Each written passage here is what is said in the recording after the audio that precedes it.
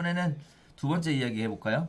주택 보유 부담을 강화하겠다, 양도소득세 제도를 보완하겠다. 네. 이제 세제에 관련된 부분입니다. 예. 그 중에 하나 첫 번째가 종합부동산세인데요. 네. 종합부동산세의 세율을 인상하겠다라는 얘기가 먼저 있어요. 나왔습니다. 네, 뭐 세율이 인상이 되는데 뭐 굉장히 큰 폭으로 인상이 되는 것처럼 보이진 않습니다. 일단 비율 자체가 0.1%, 0.3% 정도 들어간다고 하니까 하지만 계산을 해보면 네.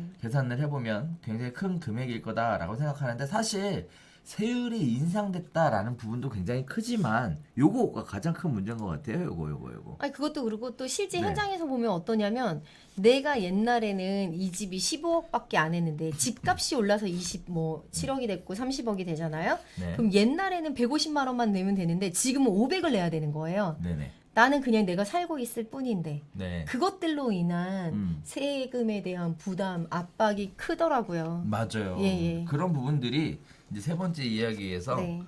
부담을 경감해주는 네. 정책으로 이제 나오게 됩니다. 좀 이따 네. 다시 보도록 할게요. 자, 두 번째 얘기는 세부담 상한을 200%에서 300%로 확대하겠다라는 얘기예요. 그럼 결국은 지금 종부세가 이번에 납부를 할 때 네. 200% 상한선에 걸려가지고 더 올라가지 않은 분들은 더 올라간다는 얘기. 그렇죠. 대표적으로 뭐 네. 돈 있으면 뭐 할래? 그랬더니 뭐 요새 뭐 유머 사이트 그런 거 나오더라고. 반포 뭐지? 레미안 퍼스. 아니야. 그거 리버파크? 말고. 반포 리버파크. 아크로 네, 리버파크. 아크로 리버파크. 돈 있으면 뭐 할래? 아크로 리버파크 살 거예요. 뭐 이런 얘기가 나오는데 제가 아크로 리버파크 같은 경우가 이제 상한제 적용을 받죠. 제한을 네. 받아요. 근데 이제 이게 200%에서 300%로 확대된다라는 얘기입니다. 굉장히 많이 늘어난다는 얘기니까 뭐 요거는 또 보시면 될 것 같아요. 자, 어쨌든 조정 대상 지역 2주택자는 2주택자예요. 1주택자가 네. 아니라 세부담을 상향 조정해서 더 부담을 많이 주겠다. 네. 대신 1주택자는 네. 조금 그 중에 연령이 있으신 분들. 봐주겠다라는 네. 얘기인데, 자, 여기서 봐준다라는 개념은 네. 부담을 경감시켜준다라는 얘기인데, 우리가 이런 얘기 되게 많이 했었어요. 아, 나는 30년 동안 강남에 살았어. 네. 내가 원했든 원하지 않든 재건축을 했어. 네. 그러고 나서 난 지금도 거기 아파트에 살고 있어. 네. 그런데 나 퇴직을 해서 네. 특별히 소득 활동이 없어. 네. 그런데 세금을, 종부세를 저렇게 무지막지 때리면 결국 뭐라는 얘기예요? 살지 말라는 얘기. 그렇죠. 살지 말란 얘기죠. 아, 고령이고 소득 수준이 없으면서 2주택 갖고 있는 경우도 고가주택이면 그건 나쁜 짓이냐? 그건 아니라는 거죠. 이거 얘기 되게 많이 했었어요. 사실 지금 강남에 고가주택 매도하시는 분들이 고령자들이 되게 많으세요. 그리고 이미 종부세 관련된 얘기가 나오면서 심적 부담 엄청나게 많이 느끼고 있는 상황이셨고, 그분들이 매각을 하시고 또는 매각을 고민하고 있는데, 사실 진짜 문제는 뭐냐면 두 가지 측면을 얘기할 수 있는데, 그걸 팔고 뭘 사야 되느냐에 살 게 없어. 대한 대책이 없다는 거예요. 본인들도 그 부분을 매각을 하고 옮겨가고 싶은데, 이제 그분들이 원하시는 게 뭐냐면 소득이 없으니까 임대 수익이 좀 나왔으면 좋겠다. 그리고 내가 거주할 수 있는 부분이 해결됐으면 좋겠다. 이 두 가지 생각하시잖아요. 맞아요. 근데 결정적인 문제가 그 두 가지를 다 동시에 찾아야 되잖아요. 하나만 만족시키면 안 되고. 근데 다 무거워졌어요, 둘 다. 그렇죠. 네. 그래 두 가지를 만족시켜줘야 되는데 이 두 가지 다 사실 쉽지 않은 부분이에요. 굉장히 어려운 부분입니다. 일단 안정적인 임대 수익을 받고 싶다라는 얘기에 있어서 지금 경제 상황이 그닥 좋지 않고요. 공실률이 굉장히 올라가고 있는 상황이라서 안정적인 임대 수익을 받을 수 있는 게 과연 있을까에 대한 부분이 일단 첫 번째 퀘스천이고, 네. 또 내가 거주할 수 있는 주택을 마련해야 되겠다 생각했는데 거주하고 싶은 지역의 주택 가격이 또 다 올라가가지고 이 두 가지를 만족시킬 수 있는 게 없으니까 전전긍긍하면서 매각을 하지 못하시는 고령자들도 상당히 많이 많으시죠. 있다라는 네, 부분인데요. 맞아요. 네. 자, 이게 첫 번째 측면이고요. 자, 그다음에 두 번째 측면은 이런 생각이 들어요. 실제 1주택 수요자의 부담을 경감시켜 주겠다고 했지만 사실 경감의 기준은요, 나이 기준, 장기 보유 기준, 이렇게 두 가지로 해서 경감시켜 주겠다. 그 중에 나이 기준으로 해서 10% 더 추가로 혜택을 주겠다. 경감시켜 주겠다. 네. 이런 얘기가 나오고 있습니다. 네. 자, 여기서 또 하나의 이야기가 나오는데, 아까 잠깐 봤듯이 공시가격 현실화율이 올라가고요.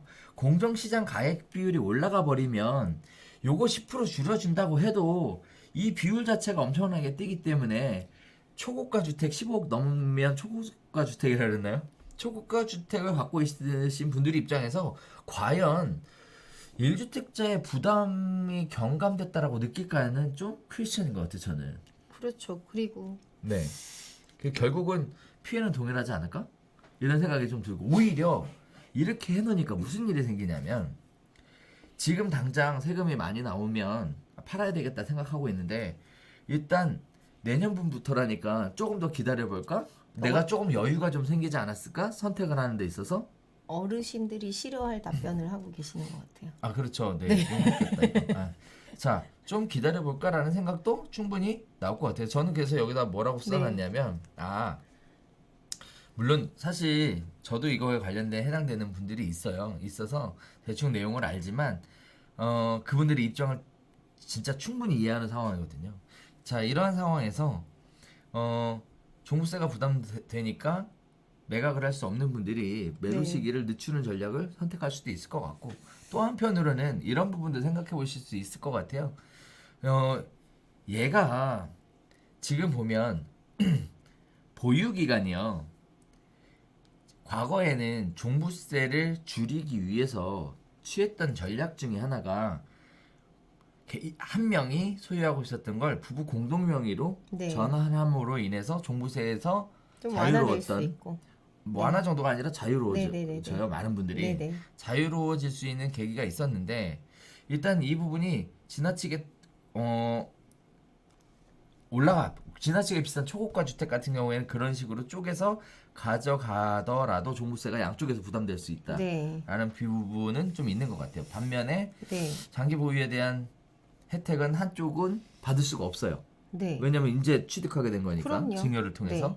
그러면 이걸 통해서 얻을 수 있는 건 뭐냐? 결국은 종합부동산세까지 생각을 한다면, 그리고 내가 네. 실수요로 네. 주택을 사서 오랜 기간 보유할 생각을 하고 있다면 네. 결국 공동명의로 사야 되는 거예요, 처음부터. 그것도 그러고 저는 그 생각도 해요. 뭐냐면 이분들이 종국에 비싼 주택을 가지고 있으면서 이렇게 세부담을 갖지 말고 또 이분들이 지금 집을 못 파는 게 얘를 팔아서 다른 걸 할 수 없기 때문에 그런 것도 있잖아요. 네. 그래서 저는 거꾸로 이분들은 노년을 위해서 소득이 필요한데 뭔가 갈아탈 게 없다라는 걸로 인한 그 여러 가지 위험 요인을 좀 줄이기 위해서 저는 오히려 이러한 고령자에 대한 혜택을 임대주택 쪽에 조금 부여를 하면 임대 시장도 조금 더 활성화되고 그분들도 그때 발생하는 소득들로 인한 리스크를 좀 줄일 수 있고 여러 가지가 좀 있지 않을까라는 생각도 해봅니다. 임대 사업을 하시는 분들 중에 고령자에게는 네. 혜택을 더 줘라. 네. 그것도 좋은 생각이네요. 네. 이거 완전 참신한 아이디어네. 네. 네, 우리 정부의 정책 만드시는 분들은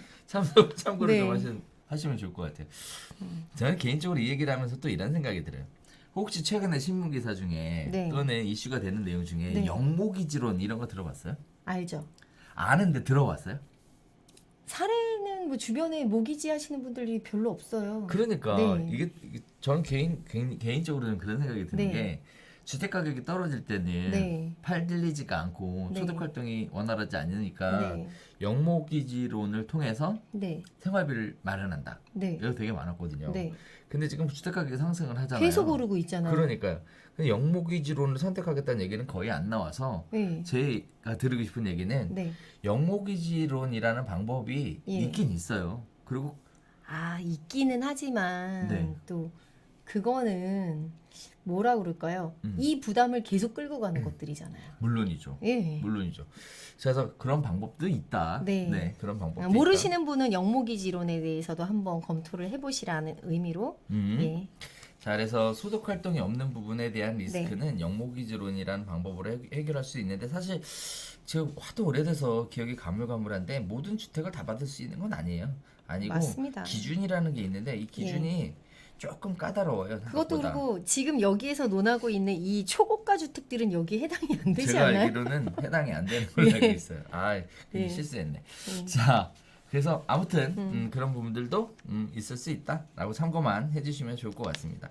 자, 공시가격 현실화율. 저 개인적으로 가장 무섭다라고 생각하는 게 이거거든요. 공시가격 현실화율. 이거 참여정부 때도 얘기가 나왔었어요. 그래서 보유세를 부과를 할 때 공시가격이 시가하고 너무 차이가 많이 난다. 그래서 제대로 된 보유세를 부과하려면 시가에 준하게 네. 공시가격을 올려야 된다라는 얘기인데 지금 그래서 매년 꾸준히 올려가고 있거든요. 지금 보시는 것처럼 18에서 19%로 공동주택의 경우에 68.1에서 뭐 어쩌고저쩌고 이런 얘기들이 쭉 나오고 있는데 근데 여기에서 되게 무서운 게 뭐냐면 현실화율 하느라고 비율이 올라가는데 가격이 점프를 해요. 그게 엄청 무서운 것 같아요. 네. 자, 점프라는 얘기는 네.